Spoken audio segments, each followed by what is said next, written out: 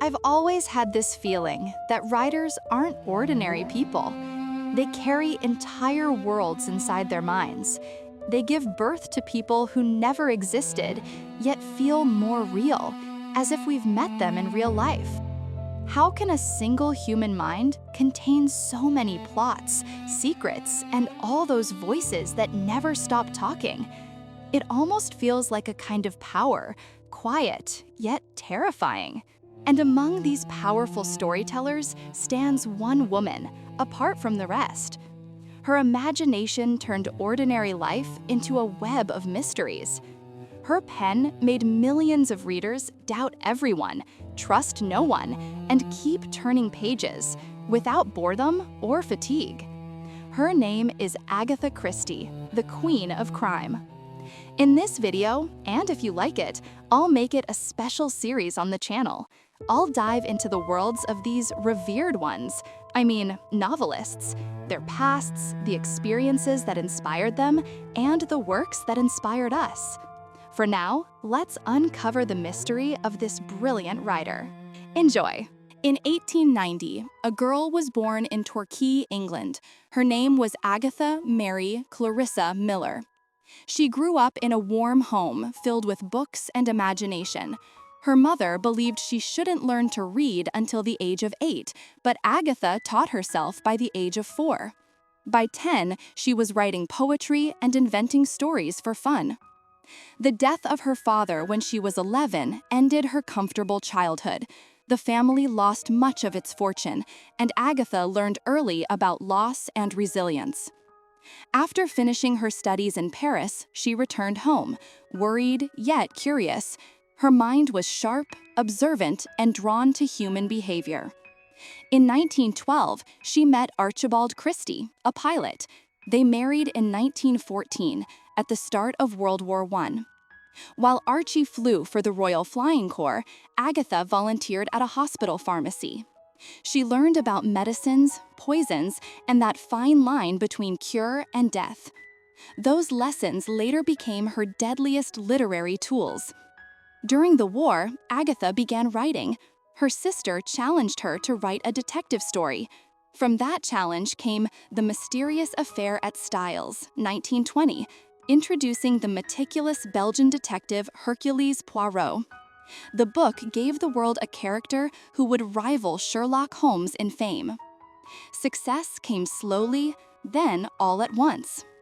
But in 1926, her world collapsed. Her mother died, and her marriage fell apart when Archie confessed his affair. One winter evening after an argument, Agatha disappeared. Her car was found abandoned near a chalk quarry. Newspapers screamed, "Famous author vanishes." More than 1,000 volunteers searched fields and rivers. After 11 days, she was discovered at a spa hotel under the name Teresa Neal, her husband's mistress's surname. She claimed memory loss. The full truth was never known. Some say she broke down. Others believe she staged her own revenge. David Fincher's Gone Girl was loosely inspired by this event. 2 years later, she divorced Archie. In 1930, while traveling in the Middle East, she met Max Mallowan, an archaeologist, 13 years younger than her. They married and remained together until her death. Agatha joined his excavations across Iraq and Syria, writing in tents among ancient ruins. Those travels gifted her exotic settings and new mysteries for her novels. Agatha Christie wrote 66 detective novels and 14 short story collections. Her books have sold over 2 billion copies, translated into more than 100 languages. She created worlds where chaos and logic clash, and truth rises from the ashes of deceit. Her 1926 novel, The Murder of Roger Ackroyd, changed crime fiction forever. Set in a quiet English village, Poirot investigates the murder of a wealthy man, narrated by the local doctor. The shocking twist? The doctor himself is the killer. Christie broke the unwritten rule that the narrator must be innocent. Critics were furious, but the clues were all there. The novel was later voted the greatest crime novel ever written. Then came Murder on the Orient Express, 1934. A luxury train trapped in snow, a murdered passenger, 12 suspects. Poirot's investigation reveals that everyone on board had a motive, and that all of them committed the murder together. Christie turned the genre upside down. Every suspect guilty, every clue meaningful. Readers were stunned. It became her most famous story, adapted countless times for film and theater. And Then There Were None, 1939. 10 strangers are lured to a remote island. One by one, they die according to a nursery rhyme on the wall. No detective, no rescue, only dread.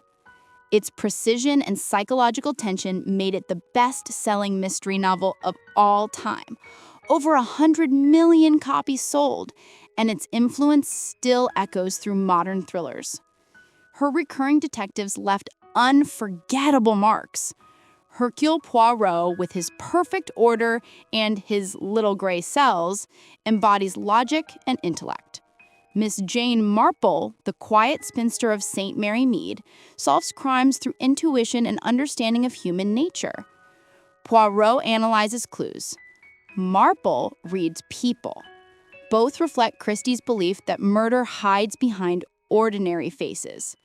Christie's characters were never grand heroes. They were ordinary people, servants, teachers, travelers, each with hidden motives.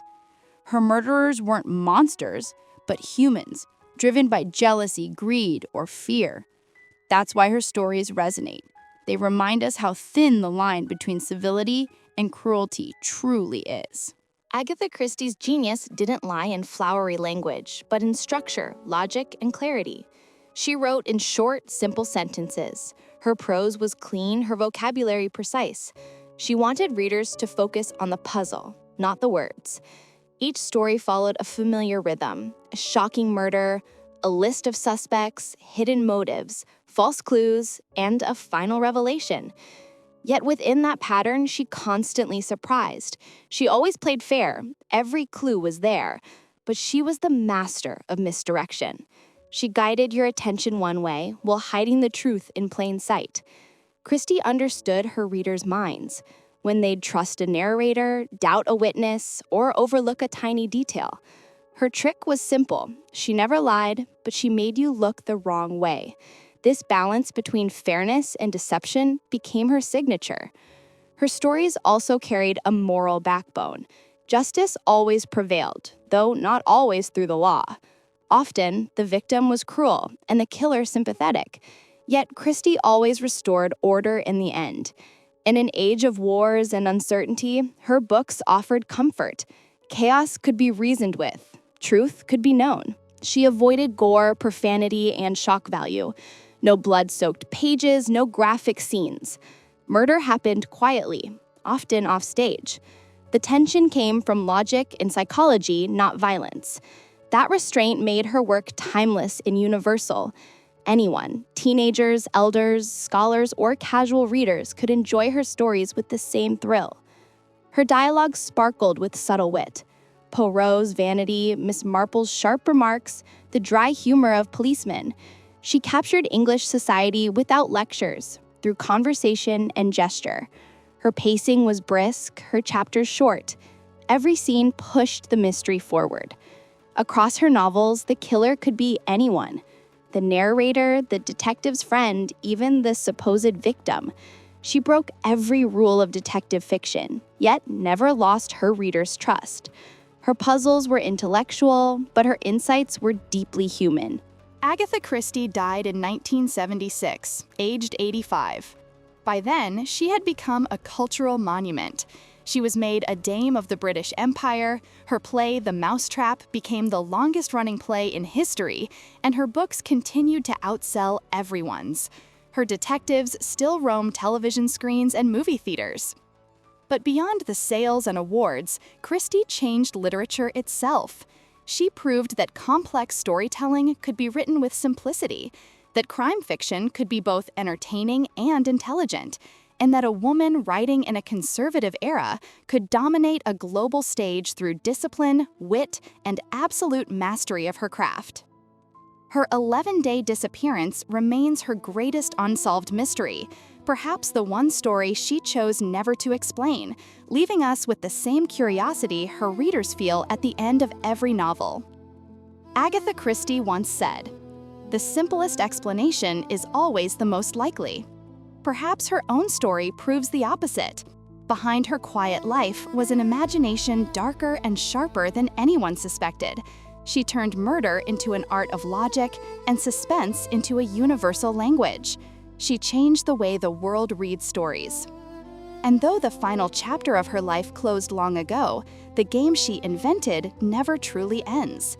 Every time you open a mystery novel, every time you suspect the wrong person, every time the truth catches you off guard, Agatha Christie is still writing.